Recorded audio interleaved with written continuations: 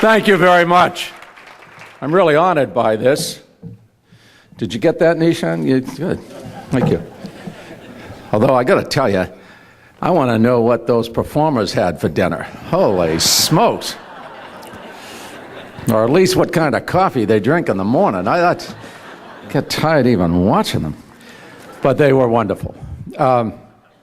Sherry Mueller and Harriet Fulbright are probably the best face forward that we could possibly be projecting in terms of international diplomacy.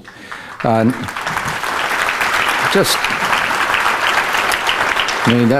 involved because they epitomized the NCIV, and I am very grateful for the NCIV's programs. Tom Garofalo, who is my foreign policy person, is well aware. Just raise your hand, Tom, so that if they have foreign policy issues, they know who to contact. I'm sorry about being late. We're actually, seniority is oftentimes fun, but it also means that when you've got an entire appropriations bill, which we do, and an effort to cut $100 billion from it, we've had to be on the floor all day long fighting off amendments. We still got to go back later tonight on the foreign policy portion.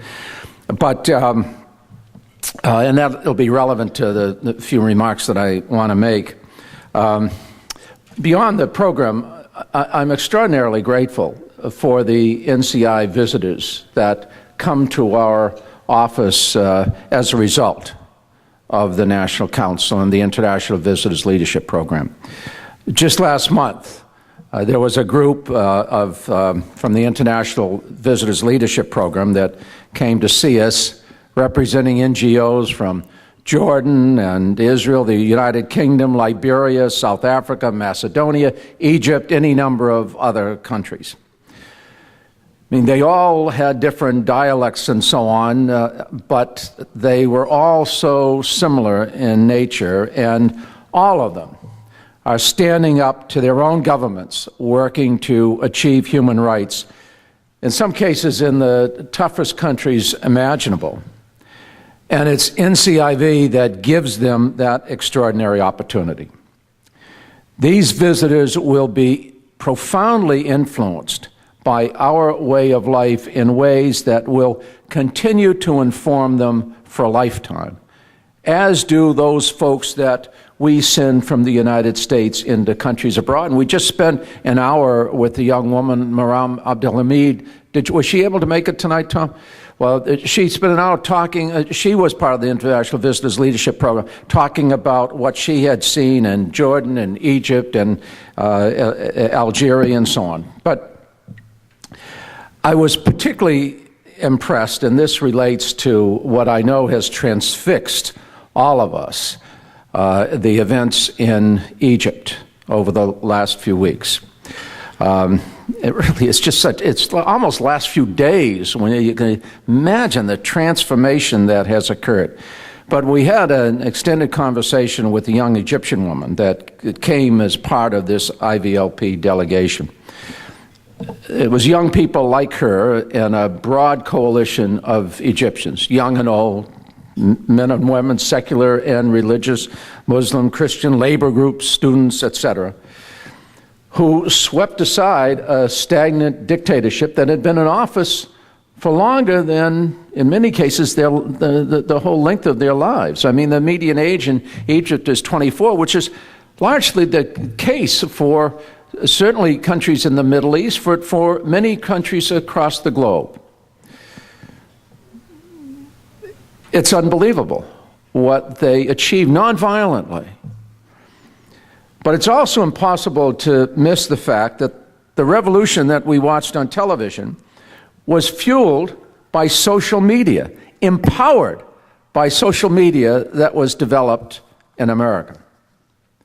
These brave young activists use Facebook and Twitter to outsmart all the abusive police forces from the Interior Ministry and their thuggish allies. They outsmarted them. They got to win around them. You know, one of them I heard being interviewed, I don't know if it was Gloria, it's nice to see you here. And I don't know, it was the same program you were on, but one of them was saying that they can shut us in, lock our doors, but they can't close the windows of the internet. We can outsmart them. We can communicate. And we should take some credit for that. Often people talk about the technology without mentioning the social reality that created it. It's a desire to break out of the confines of traditional media and connect to individuals more immediately, more directly. It's not just Facebook, though, that the Egyptian people want. It's the way of life enjoyed by the young people who use it that is most appealing. They want freedom across the board. They want it in Egypt and Bahrain and Iran and Jordan and Yemen. I could go on down a long, long list of countries where they don't yet have that freedom, but they thirst for it, and they will now get it. You know, let me just depart from the points I was going to make, and I think there's something even more sort of transformational that's occurring here. In some ways, all of these young people that connect through the social media particularly are digital natives to a culture, a planet, if you will, that is able to transcend boundaries. They belong because they get it. They're able to communicate in the universal language of mankind and its aspirations. I consider myself a digital immigrant, and seriously, and most of my generation are. And we have kind of grown up identifying ourselves, whether because of the boundaries in which we were born or moved to, our language, nationality, tribal affiliation, if you will, all of the things that distinguish us from the other have kind of given us meaning. But all of that is sort of old world. These young people are now the digital natives speaking in a universal language. They're connecting in ways that their governments can't constrict, can't control. I mean, it's wonderful. I think it's really happening right now in a way that we don't fully comprehend. And that is so directly relevant to the great work that the National Council for International Visitors has been doing for the last 50 years. The reason that the International Visitors Leadership Program is so successful is that it gives so many courageous leaders around the world the opportunity to experience this culture of openness and connectivity that is inseparable from our way of life, at least in terms of what we aspire to be our way of life. It's the example that we want to set. It's a wonderful complement to the official diplomacy of the State Department. It is smart power. All week we've been working on this budget that contains severe cuts at the State Department that were proposed by the House majority. Those cuts would be harmful to our national security, I think jeopardize American interests. And the fact is that programs like this that do so much will be under constant threat, at least in the near term.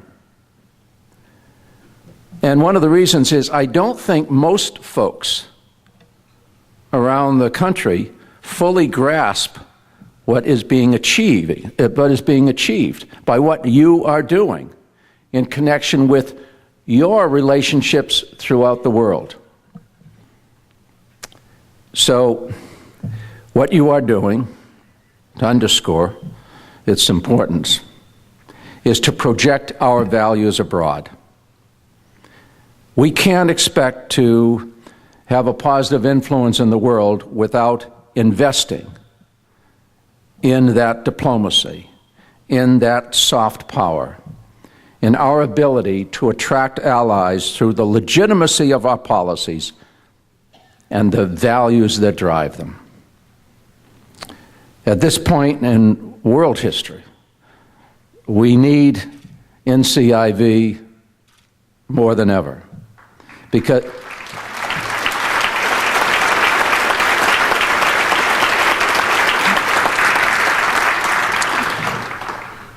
because it is so much more than just an organization. It's at times like these when many who would seek to curtail U.S. involvement in the world for short-term budgetary gains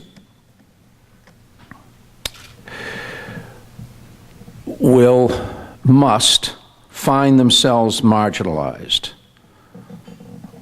overpowered by the force of the argument that this is what international diplomacy needs to be all about. It's human connection, it's personal relationships, it's the understanding that generates respect and ultimately love. I mean, that's what we're supposed to do, is love our fellow men and women, and whatever religion we profess to believe in. None of those religions suggest that it's to be confined to our nationality. I think young people are getting it, but we in the Congress need to do a better job of understanding it and really sort of jumping on their bandwagon. So, to conclude, you are about a values-driven vision for the United States, in which this country is at the forefront of a democratic way of life that is every bit as attractive as it has ever been, even more so. An American ethic that renews and improves itself constantly, that expands its horizons. A way of life that strives for political inclusion with economic and environmental sustainability. And we can share it with the world as long as we have the good sense to stick to our most fundamental values. And that's why I'm very appreciative to have gotten this award. I commend your work. I look forward to many more years of friendship and coordination. Thank you all very much for what you do. Thank you.